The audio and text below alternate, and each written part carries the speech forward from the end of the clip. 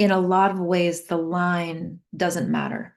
Sometimes I think we get stuck between what's traumatic and what's trauma. And honestly, those definitions I don't feel really serve us in a lot of ways. But what you described with the basically PTSD symptoms, right? With the flashbacks, the intrusive thoughts, all of those things that come with that, the constellation of things that show up in post-traumatic stress disorder. I don't think we can unravel them from grief for you, but I think bringing those trauma tools, those ways that we know how to work with trauma, the ways that we know how to work with intrusive thoughts, right? The ways that we know how to work with trauma-related nightmares, the ways that we know how to work with the ways that the worldview changes when you've had especially a sudden sort of out of the blue accidental death that really messes with your sense of the world as a safe and predictable place. And that loss of predictability can be really, really difficult to survive, to live through, to find an anchor inside.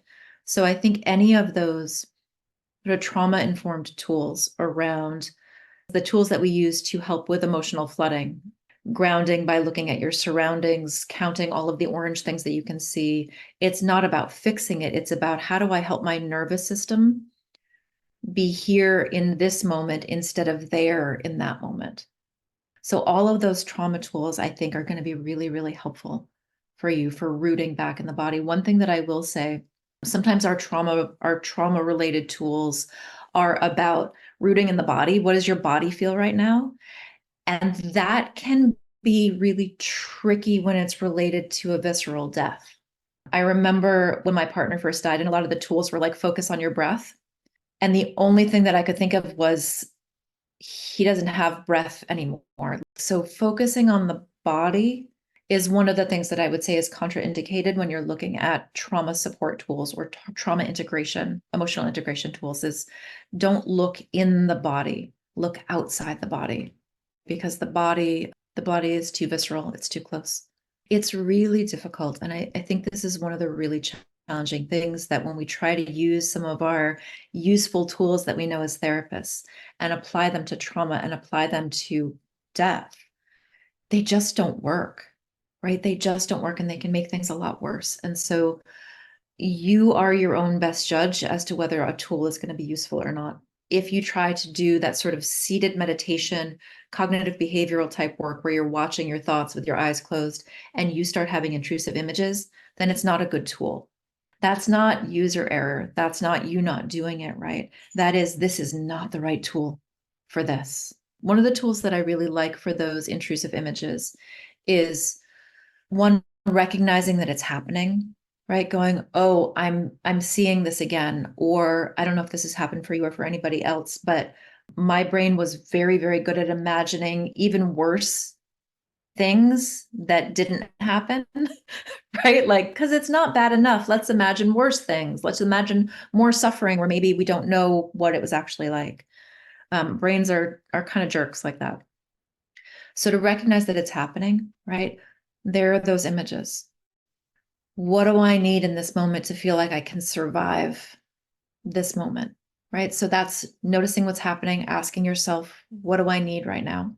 It's also, I really like the practice of a replacement image, like consciously going, oh, that's the image that's playing sort of on the movie screen of my mind. What is a different image that I can choose to hold my attention to, right? That's meditation too, right? That's meditation practice as well, to say that image, while it may be accurate, is causing suffering.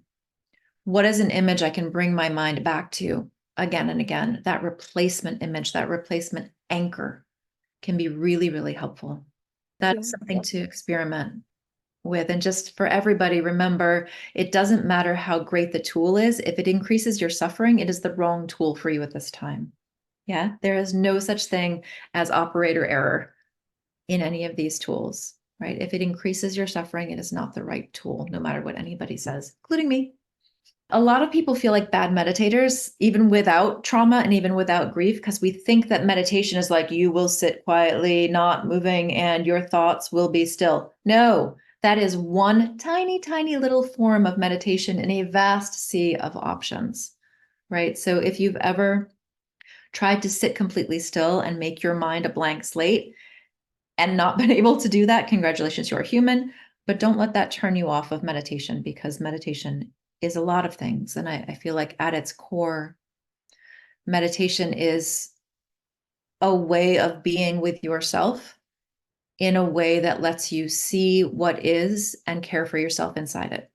That is definitely therapists speak for meditation, but really, meditation is about helping you be with what is and not making it worse or skipping over it. So there are lots of different ways to that particular mountaintop.